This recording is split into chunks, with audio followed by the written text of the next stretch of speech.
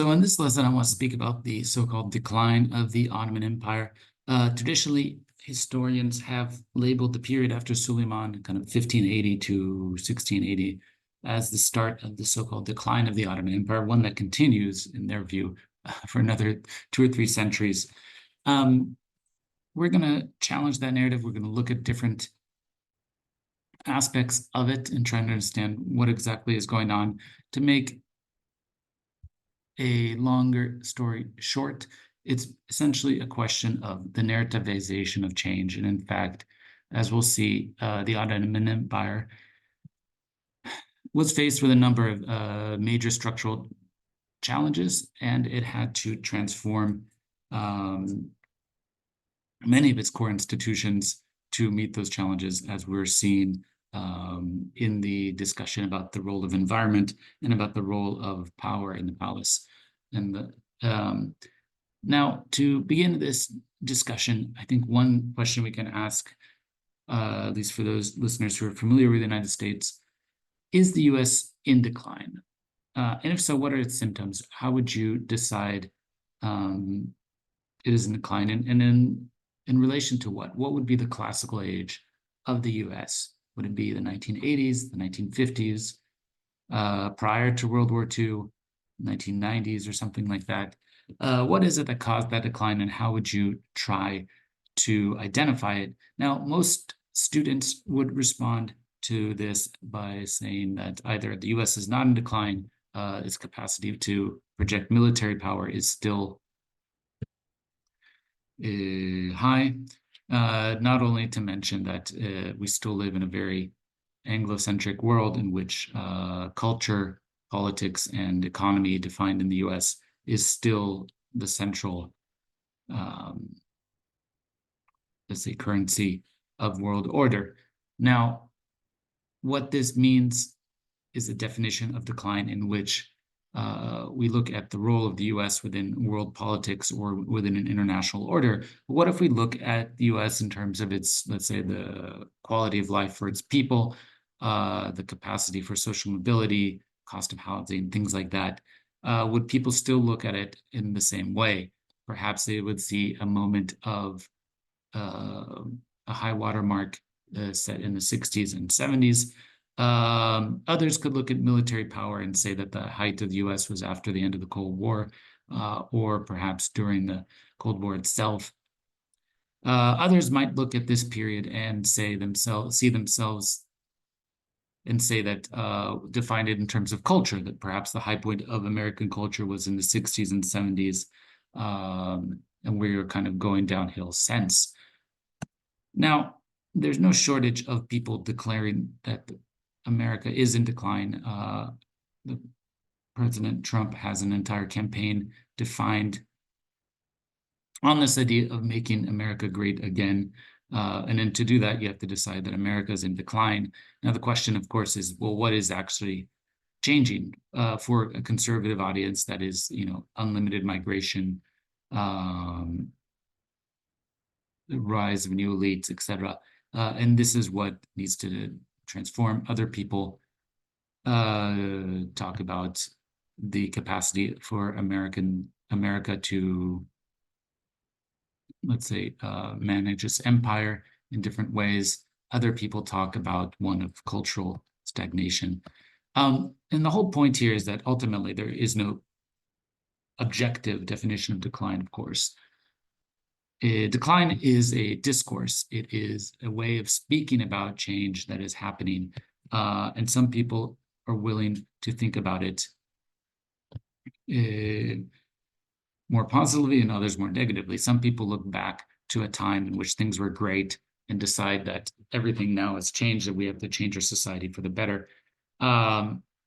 Others are saying, well, we're always are looking towards the future in a different way, in a more positive way. But in both cases, decline discourse is centered around transforming the present for the future, based on your vision of what happened in the past. If you think the past was even worse and things are only going to get better, then you're not necessarily a declinist.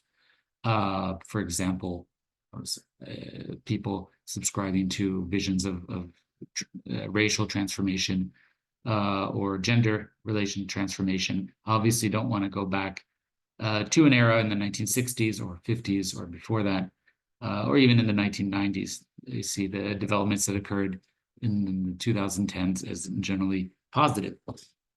Now, all of this is to say that for the Ottoman Empire, there were multiple visions of a classical age and multiple visions of decline. And we already saw, at least in the role of the frontier warriors, as they were being sidelined by sultans like Mehmed II after the conquest of Istanbul in 1453, they already saw themselves in decline. They said the empire is falling apart, new people are coming in, they're centralizing everything, it's corrupt, it's morally backwards, everything doesn't work.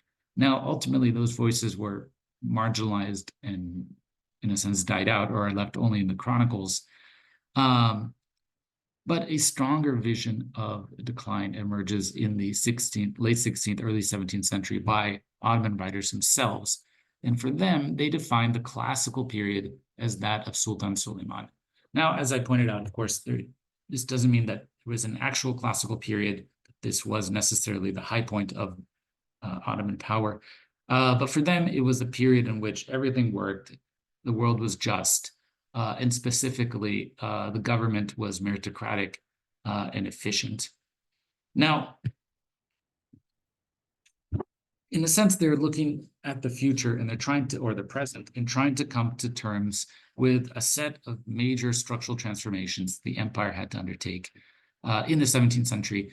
One of them is this question of military, as we'll see, the changes in the military, basically what makes up the military as it moved from a cavalry to a more infantry-based model centered on handheld guns. There was a need to expand the political community from the very limited group of former Christian slaves that ran the empire between 1450 and 1600 or so. Ultimately, they also needed to transform the very nature of taxation, as we'll speak about, and they faced large currency devaluations as they switched into the new army.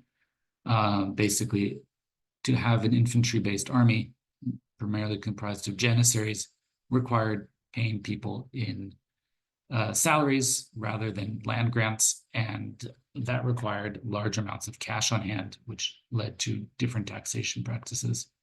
At the same time, the enemies of the Ottomans were catching up militarily. There was no longer these easy, quick wins that occurred in 1 or 2 campaign seasons, as in the early 16th century.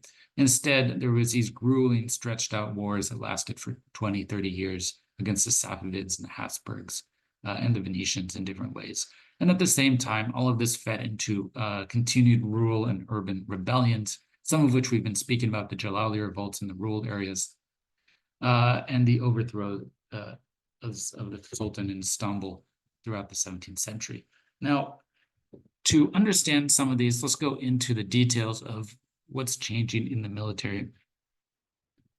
So the military traditionally was comprised of raiders, akinji, basically people, kind of frontier warriors, loosely armored, moving very quickly on horses, attacking, raiding villages on the frontier, seizing people, animals, whatever they could get their hands on, and coming back.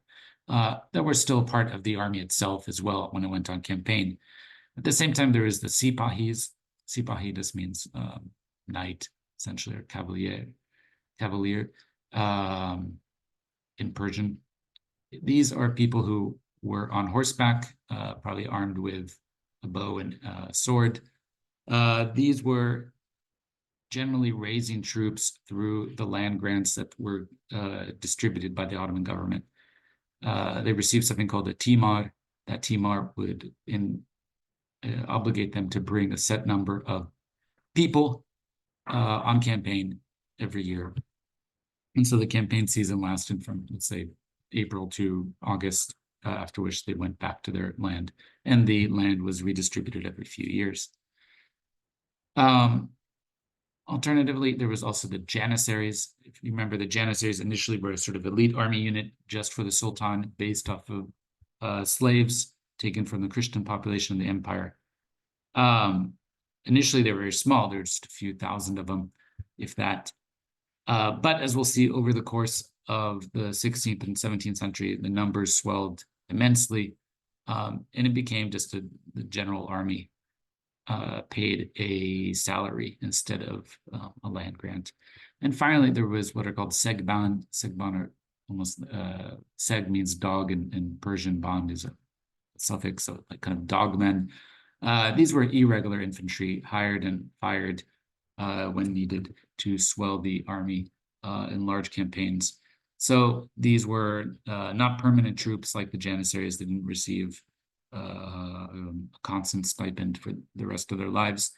Instead, they came in and out of campaigns. Now, over the course of the late 16th, 17th century, there's two groups here that increased dramatically. The Janissaries and the Segbon.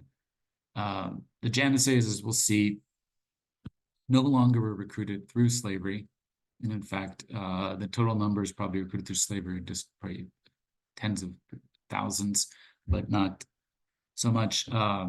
Instead, Janissaries became recruited through freeborn Muslims who were inserting themselves into the army. And many also became or started as Segban, as irregular infantry, participating with the army, and then sometimes managed to enroll themselves as Janissaries. Now, what that means is that the numbers are much higher, and the makeup of the army is radically different, right? And we're going to look at how this changes over time. So by the 1600s, the Janissaries are now so-called full of foreigners. By foreigners, they mean Muslims. So remember that the Janissaries used to be people recruited and trained from through slavery. Now all of a sudden these freeborn Muslims were entering, so they called them ejnabis, or foreigners. And it quickly swelled from probably at the time of Mehmed II, the Janissaries in the palace were a few hundred, and then there was a few others around the empire. So we're probably looking at a few thousand. But by this point, we're having 120,000 soldiers, 20,000 just in Istanbul. Then you have even more of those, even more people registered. They're on the muster rolls of the army. They receive a stipend. And in fact, as we'll see, the government lost its registries. It didn't lose them. It basically outsourced them to a Jewish family called Nonas, who was in charge of payroll. So just like the university would hire a company to deal with payroll today, they basically did that. They hired a family firm. But in the process, they also lost control of keeping that payroll. So it was no longer clear how many total soldiers there were and how. And often there was all sorts of people pretending to be Janissaries, even if they didn't get the stipend, possibly want to get social status and recognition, to get different benefits, and on occasion also be able to insert themselves into the registry rolls and get a stipend. Now, when you have this many soldiers, and as we'll see, because they were paid less and less and often with debased currency, many Janissaries started integrating themselves, or rather started coming from themselves from the artisanal classes. So you have all sorts of, shoemakers and saddle makers and painters and all sorts of people who would be coming on to the campaign. Sometimes there was even jokes about how members of the military would say, yeah, I'll join the battle once I finish repairing this shoe. So there was a confluence of the urban artisanal classes and the army. And at times when the army was not on active campaign, a lot of times these men, who are now, again, freeborn Muslims living in the city, just became part of the urban fabric. They were working and living and on occasion fighting for the army. Sometimes there were just essentially gangs, right? The Janissaries formed gangs. They had tattoos. They had insignia that fought each other and controlled certain types of industries. Some became guild members. Some were just simple workers. But overall, the janissaries themselves became integrated into the artisanal and urban fabric of the city and of every city that they were stationed in, right? So there was janissary garrisons in Damascus and in Tunis and everywhere, and similar processes happened there. And for this reason, they became, one, because there are so many of them. Two is because they were in and out of being paid. And they were no longer this kind of special elite force, but just a mass army of infantrymen. They were also heavily involved in politics. They were all involved in the life of the city as either gangsters or workers, soldiers, but they became a force that numerous times overthrew the Sultan, right? So in 1622, 48, 1688, 1703, 1730, there's depositions of the Sultan. And that's not even counting Mustafa I, who was, deposed for being either heavily mentally ill or retarded. Or I guess you say having developmental disabilities now. So the Janissaries were actively involved, and this all goes back to the changes in dynastic succession in which it became possible to overthrow the Sultan because you could just go to the next senior member of the family in line and kind of hope for the best with him, or push in the coalition that would put in the next family member. Now, what this means is that the Janissaries were now an urban force, but it also changed the nature of warfare. Why did the army end up doing this? Why did they need so many Janissaries or allow mass conscription of soldiers? Well, one is because the wars were longer. They often lasted now 20 to 30 years because the clear military advantage of the Ottomans had disappeared. The Ottoman army was still very good. It just wasn't dominating in the way before, because now they were fighting other armies based off of gunpowder. Two, the army needed to be more flexible. When you have these long campaigns, often centered around guns and cannons, you need a totally different type of army than the traditional cavalry army that had dominated medieval warfare.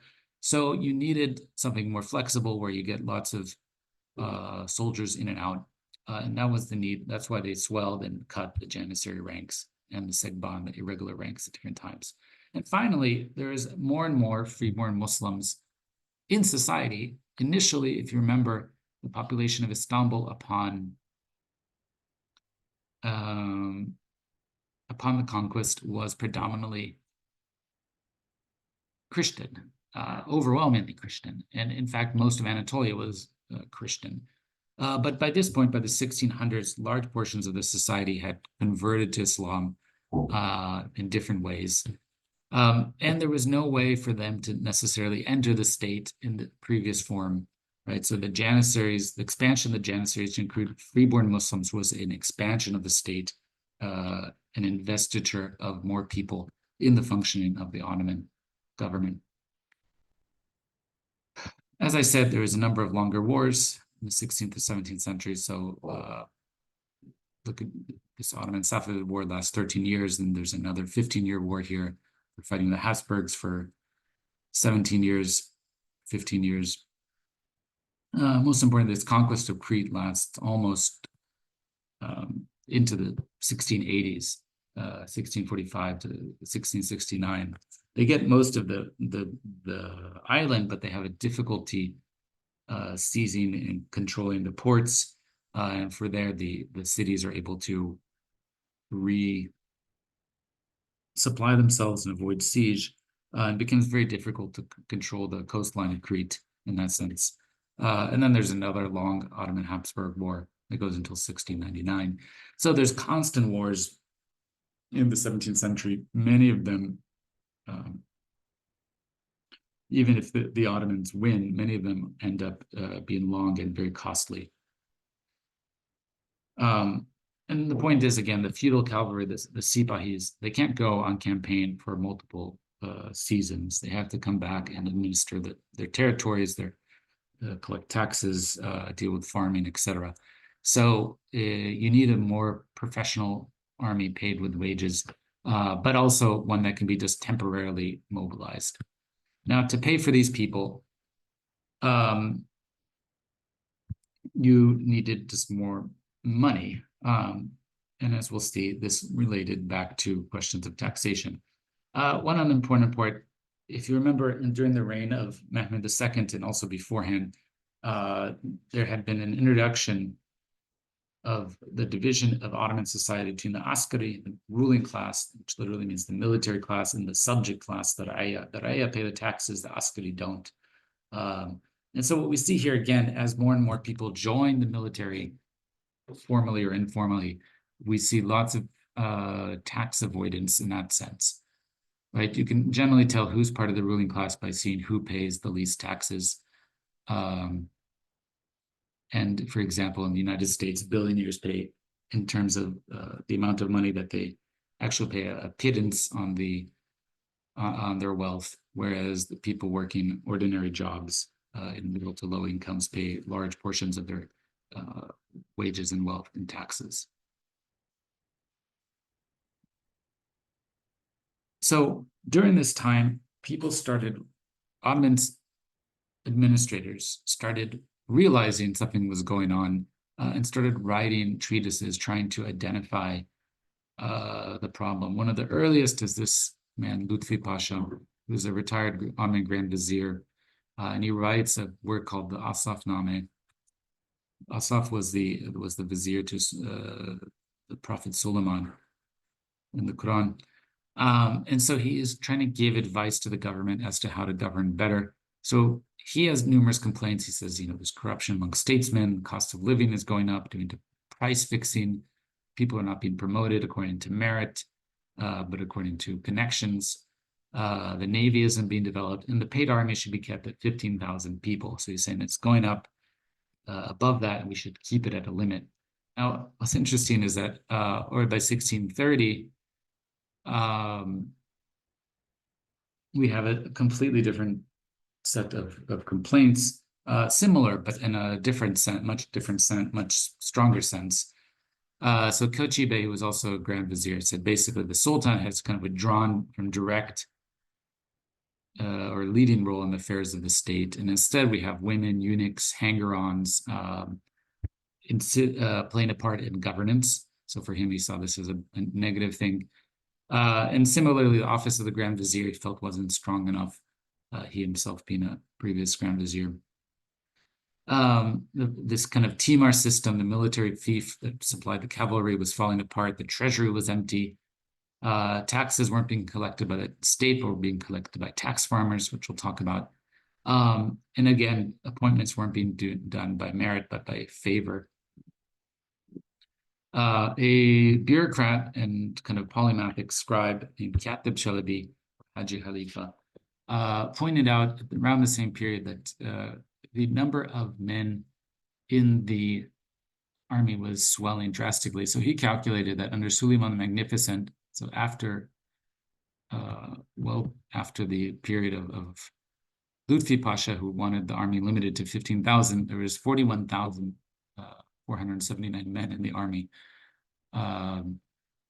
And over time, after the reign of Suleiman and different reigns, this goes up to 48,000, 64,000, 81,000 by the end of the 16th century, 91,000 by the 1610s. And under Osman II and Mustafa I, the troops rose to over 100,000. And you can see the total spending in these periods is going up and up. So he said by 1640, they basically cut the number of troops to this amount of aspers. That's the silver coin that they used. But then they quickly rose again, and it even went further higher.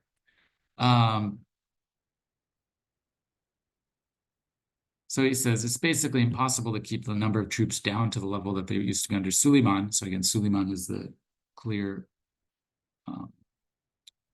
touch point here, but you should try to keep costs within limits. And so he's trying to show essentially here over time the amount of income that the empire is taking in, but also the amount of expenditure, and the expenditures are always going up, and the empire is going into debt. So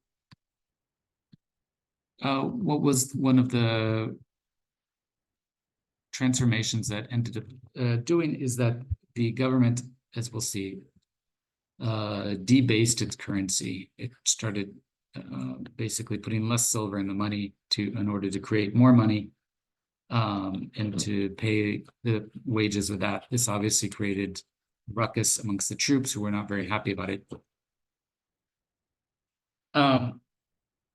One other vision of corruption and decline in this period is by an anonymous judge named Vasey. So he argued for a different set of categories for the corruption or for the decline. He said basically the law of God is being disregarded. Religious people are hypocrites and sanctimonious. Judges are corrupt. Women and young boys make all decisions. I think this is an attack on the Sultan and Queen Mothers. Everyone's only interested in money. The cavalry are neglected. So the Sipahis are not given fiefs. They're neglected. Janissaries are causing rebellions.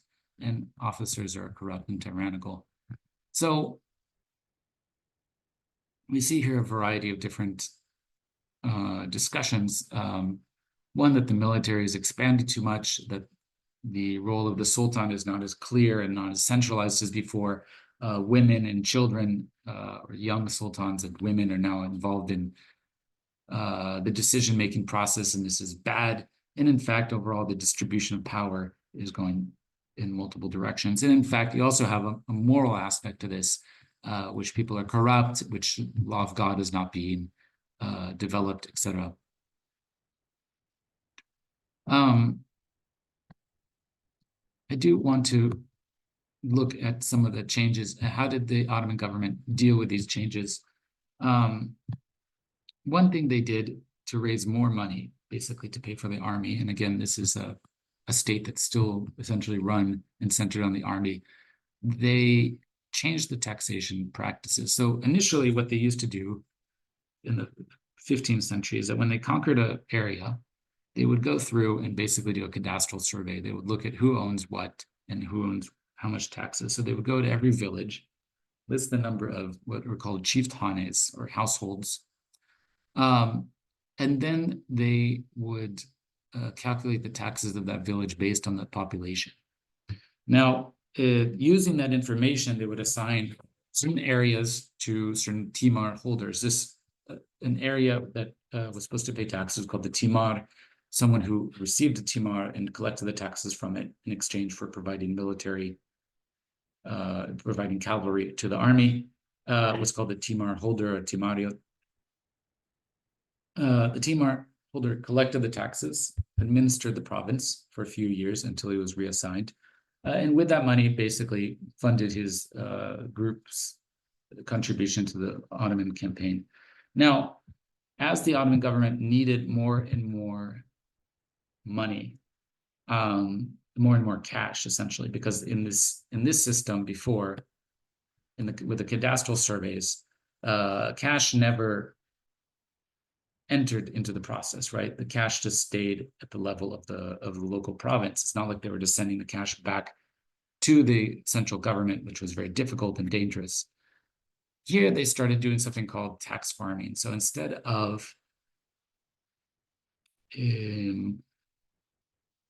of assigning an area and having someone collect the taxes, they basically said, well, we're going to auction off the right to collect taxes on a certain area, and whoever pays the highest bid in cash gets it. Now, the capacity to make this work depended on the efficiency of the tax collector. So as always, not all taxes were collected, not everything was done well. And so a tax farmer would try to be more efficient than the government and basically collect taxes without spending too much money in the process. This no longer necessitated, for example, cadastral surveys. The government didn't need to know exactly how many people were living in an area and how much taxes they had. You let the market decide what was the taxes that were going to be determined.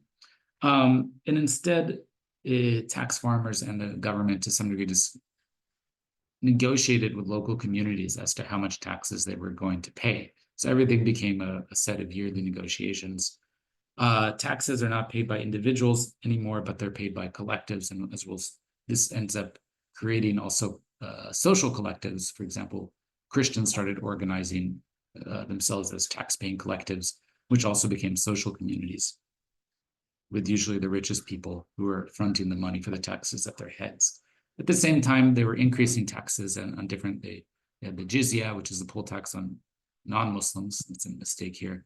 You have the ushr, the type of 10%. You have extraordinary taxes called avaras and other levies that were put on. So the government was desperately scrounging for cash in every way possible to fund these new armies of large groups of infantry. At the same time, they were devaluing the currency because it just became impossible to pay this much money. As you can see, as you saw, there were just massive deficits every year. So they just put less silver in the coins. This one led to inflation because now coin was just worth less.